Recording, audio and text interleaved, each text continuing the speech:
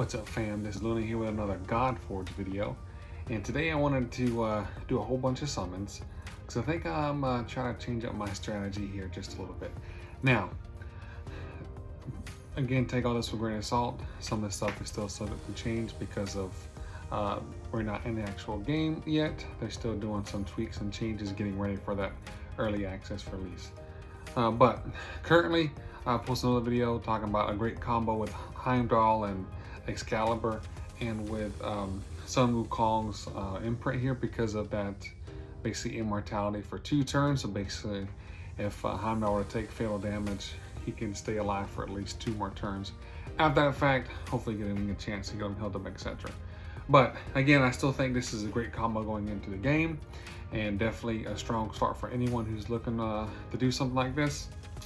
However, after seeing a video that Simon dropped earlier or yesterday, I believe it was, about more information on the new heroes. So that being said, I'm gonna go ahead and see if I can get that Lady of the Lake, Miss Vivian, because she also brings some excellent buffs, but also with that ally attack, I think pairing her with Morgan, again, you'd have to get real lucky with even getting Morgan pretty early on to really make that an explosive combo. So again, I would not say this is ideal for anyone to go ahead and go this route, to try to get Vivian and Morgan right for a really powerhouse combo. But for me, hey, I think it'd be a fun combo to go for, something to strive towards, and I think it'd just be all around more fun for my start of the game if I were to get Vivian and hopefully get Morgan later on. That being said, again, if I'm stuck with Heimdall, I wouldn't necessarily say stuck with Heimdall, but if I still have Heimdall, I think that's a great start to begin with regardless. So 30 pulls in, not much luck here. I did watch Mike GOT's video, and I think he had like close to 500, and I think he got Pazuzu, and that was it. So again, there's no guarantees here with any of these champions. There's no mercy system set in place. So I think I started out with like 420, I believe it was. So again, I have been lucky thus far, but again, you know, there's no guarantee on anything, and there's no mercy system like I just stated. Come on, can we get lucky? Man, looks like I might be going on that same unlucky streak that Mike GOG had with his. Man, rare attacks again.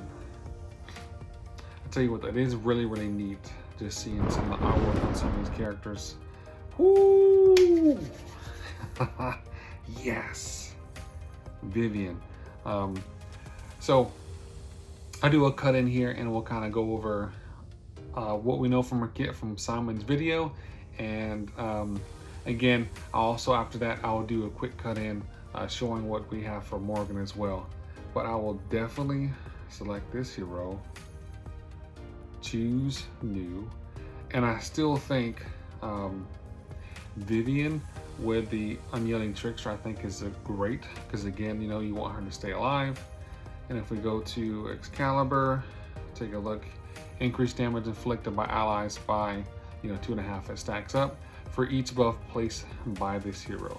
And she does have some buffs that she does bring. Actually, let me see.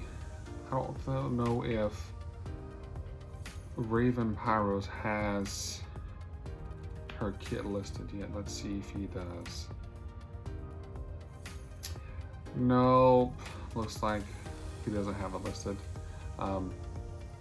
That's all right. So, well, like I said, I'll do a cut in here so we can see what Simon has to say about her kit, and then I'll also shortly after that do a cut in of Morgan as well. Because, like I said, I think those 2 combos together are a great.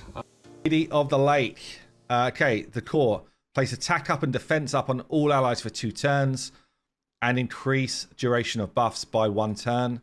And in the ult, full cleanse, all disables gone, and debuffs gone. Oh no, sorry. Full disable cleanse. Also remove all debuffs on allies from Avalon faction. Then attack 1 enemy for a big old chunk of initiative plus attack. With all allies joining the attack. Really strong ability, this one. If the target is defeated, increase the turn meter of all allies by 20%. Let's go on to Morgan Le Fay. So yeah, quite a lot going on with this kit. We've got another Slayer here from Cunning. She's from the Avalon faction. So Dark Magics, the basic ability, attacks all enemies for attack and accuracy, 1000% accuracy, with a chance to place vulnerable 2 on all enemies. Also activates a random debuff on each target. So by debuff, we're kind of meaning like the dots there, like Blaze, Aether Burn, that type of stuff. Her core here is Spellbook of Corruption. It's on a 4, books down to 3. Attacks all enemies for attack and accuracy 3 times. Each hit has got a chance of placing Aether Burn, Blaze, Acid, or Bleed at random. So you've got 3 of those going on, which means you just have tons of dots going out there. You then got the ultimate Ruin of Avalon. Before attacking, you remove any dots on the enemies, then attack all enemies. For every 5 debuffs removed, increase the damage inflicted by 25%. If 20 or more were removed, increases hero's turn meter by 100%. So you can literally go again. And then we've got her passive. So this hero gains bonus effects when debuffs are activated. So when you're activating on this A1 here, this basic, if you activate Aether Burn, you gain more divinity. If you activate Blaze, you gain more damage on your core abilities next go. If you activate Acid, you gain turn meter. And then if you activate Bleed, you heal based on her accuracy. Pretty mental you kits. Can see, looking at both Vivian and Morgan's kits here, they definitely are a deadly combo together. Look at Morgan, I'm not going to rehash the Simon's video, right? But leaning out with that core ability, placing up those debuffs, right? And then before you even get to her ultimate, maybe get the Vivian's first, and then she can go on back with another AoE, activate some of those, and then maybe come back to that core ability again before you get to her ultimate. However it kind of plays out, regardless, I think these 2 are going to be a deadly combo. Now again, there's no guarantee that I can get Morgan early on, but I think that's a gamble worth taking. And besides, if I end up with Vivian, right, she's bringing attack up, that defense up to all allies, and she's also have that co-op attack on her ultimate is also huge as well. So, I could try to go for Morgan and hopefully get Vivian, but I still think it's overall best to enter the game with a support character versus over someone doing raw damage. Now again, Heimdall is still a great option. He might still be the favorite going into this. But you know what? That's why I said it's not maybe what might be the best strategy, what this one person may say to the other. But, also have fun with it, right? I think this game will be fun regardless. And I think the pool rates, I think, will be generous enough to kind of get the characters you want, especially early off in the game, because they're not opening up the game with 1,000 characters like they have in Raid, right? They do have a good amount starting off, but obviously the less characters in the pool, the better your chances are. But that's enough rambling on for me for now. But let me know who you're going for, what combos you're looking to try to do as you enter or look forward to getting that early access to this awesome game called Godforge. And that's all I have for you guys today. Thanks for stopping by.